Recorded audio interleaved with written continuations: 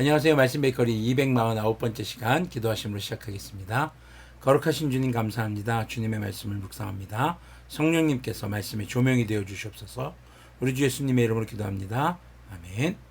네, 오늘 보실 말씀은 사사기 1장 11절에서 21절까지의 말씀입니다. 거기에서 그들은 드빌 주민을 치러 갔다. 드빌은 일찍이 기럇세벨이라고 불리던 곳이다. 그때 갈렙이 기럇세벨을 쳐서 점령하는 사람은 자기의 딸 악사와 결혼시키겠다고 말하였다.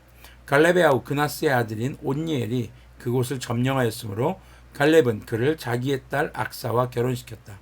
결혼을 하고 나서 악사는 자기의 남편 온니엘에게 아버지에게서 밭을 얻으라고 재촉하였다. 악사가 나귀에서 내리자 갈렙이 딸에게 물었다. 뭐 더 필요한 것이 있느냐?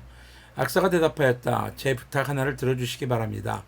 아버지께서 저에게 이 메마른 땅을 주셨으니 샘 몇 개만이라도 주시기 바랍니다.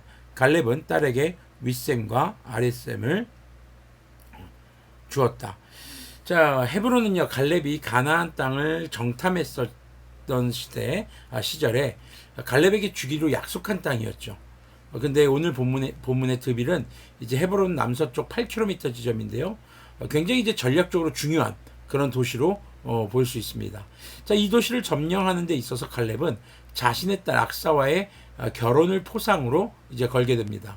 자, 이런 것들은 당시 고대 중근동에서는 보편적인 풍습으로 볼 수 있습니다. 그런데 다소 세속적인 풍습이라고 볼 수 있겠죠. 문제는 여호수아 당시에 헤브론을 자신에게 달라고 하면서 여호수아가 살아있을 때 주님께서 자신이 밟는 모든 땅을 주겠다고 하신 언약을 당신도 듣지 않았습니까? 그러니까 그의 나이 80이 넘었을 때 그 얘기를 한 거예요. 이 산지를 내게 주소서. 우리 찬양도 알잖아요. 이 산지를 내게 주소서. 굉장히 멋진 믿음의 고백이었죠. 근데 그런 갈렙의 모습과는 다소 좀 차이가 나는 그런 내용이 보여지는 겁니다. 뭐냐면요, 이 땅을 정복하는 데 있어서 주님의 언약에 대해서는 언급이 없다라는 겁니다. 과거 갈렙의 그런 믿음의 고백이 보이지 않는 겁니다. 오히려 세속적인 방법으로 이 드빌을 점령할 것을 사람들에게 권하고 혹은 재촉하고 있는 그런 모습을 지금 보여주고 있는 것이죠. 그냥 이 정복 전쟁이 일반적인 전쟁의 무용담으로 전락해버리는 겁니다. 그냥 갈렙 가문의 무용담이 돼버리는 것이죠. 이 드빌 지역 정복에 있어서 지금 하나님의 언약에 대해서는 전혀 언급되지 않는, 지금 갈렙이 여호수아와 함께 있을 때 보여줬던 그런 믿음의 고백이 보이지 않는 그런 모습이 지금 보이고 있습니다. 자, 16절부터 보면요, 모세의 장인은 겐 자손인데 그의 자손이 유다 자손과 함께 종려나무 성읍인 여리고로부터 아랏 남쪽에 있는 유다 광야로 옮겨와서 유다 광야 백성 가운데 자리 잡고 살았다. 유다 지파 사람들이 그들의 동기인 시므온 지파 사람들과 함께 스밧에 사는 가나안 족속에게 쳐들어가서 그들을 무찌르고 그곳을 전멸시켰다. 그래서 그 성읍 이름을 호르마라고 부른다. 또 유다 지파 사람들은 가사와 그 지역 일대와 아스글론과 그 지역 일대를, 에그론과 그 지역 일대를 점령하였다. 주님께서 유다 지파 사람들과 함께 계셨으므로 그들은 산간지방을 차지할 수 있었다.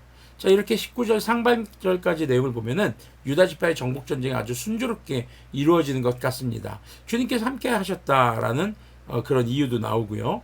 그런데 19절 하반절에서 그러나라는 이제 접속사, 역접관계 접속사가 등장합니다.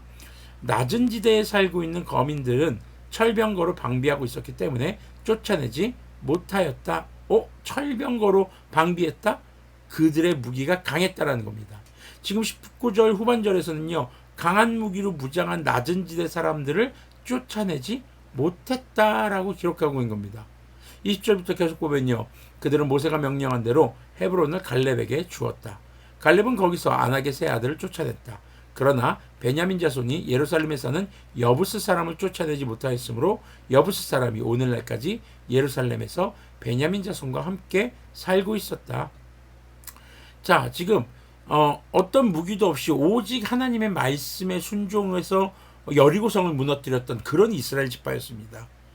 그런데 단지 철병거 있다고 이기지 못하는 것은 유다 지파가 서서히 정말 가랑비에 옷 젖듯이 주님의 뜻에 조금씩 불순종하는 그런 모습이 나타난다고 볼 수 있는 것이죠. 물론 모세의 말대로 헤브론을 갈렙에게 주기도 합니다. 언약됐던 부분이니까요. 그런데 언약을 지킨과 동시에 조금씩 그 언약에서 어긋나는 모습들이 나타나기 시작을 하는 겁니다. 지금 베냐민 자손 역시 예루살렘을 정복합니다. 그런데 이 여부스 사람들을 쫓아내지 못하는 이런 상황들이 보이고 있는 것이죠. 자, 강한 무기를 가진 적들을 지금 보는 것이 아니라 그들보다 강하신 하나님을 온전히 믿고 따라야 하는데 그런 모습이 보이지 않는 모습을 우리는 볼 수 있는 겁니다. 자, 갈렙과 유다 지파의 정복 전쟁을 보면서 하나님의 언약과 말씀을 대하는 그들의 태도가 여호수아서에 나타난 것과는 다소 조금씩 차이가 나는 모습을 우리는 보게 됩니다. 자, 우리의 신앙은 어떨까? 한번 돌아보았으면 좋겠습니다.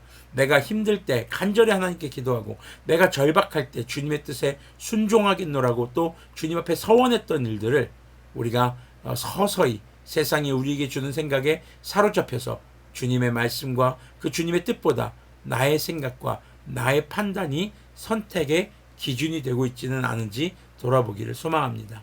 우리가 주님을 향했던 주님을 처음 만났을 때 그 믿음, 또 우리가 절박하게 하나님께 매달렸을 때, 또 우리가 정말 간절했을 때 주님께 서원하면서 했던 그런 기도의 내용들을 절대 잊지 않고 우리가 끝까지 주님과의 언약 관계를 밝히고 또 그 안에서 주님 뜻에 순종하는 그런 우리들이 되기를 소망해 봅니다.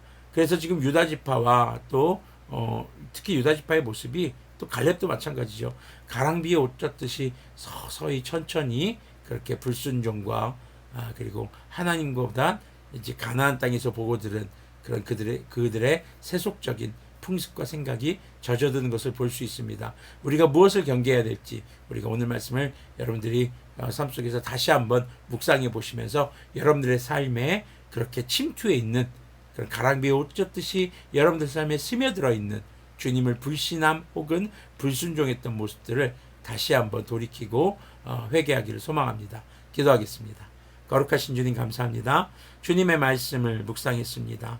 갈렙, 정말 믿음의 고백을 했던 그 갈렙, 정말 이스라엘을 대표했던 유다 지파, 그들이 정말 하나님을 의지하기보다는 또 하나님의 언약을 드러내기보다는 자신들의 생각과 그리고 자신들의 처지 상황 그것에 이제 눈에 그것에 그들의 눈 치아가 가려지는 것을 우리가 목격했습니다. 주님, 우리에게 주님께서 긍휼을 베풀어 주셔서 우리가 주님의 언약을 다시 붙들게 하여 주시고 세상이 주는 생각이 사로잡혀서 내 생각이 기준이 되지 않도록 도와주시옵소서.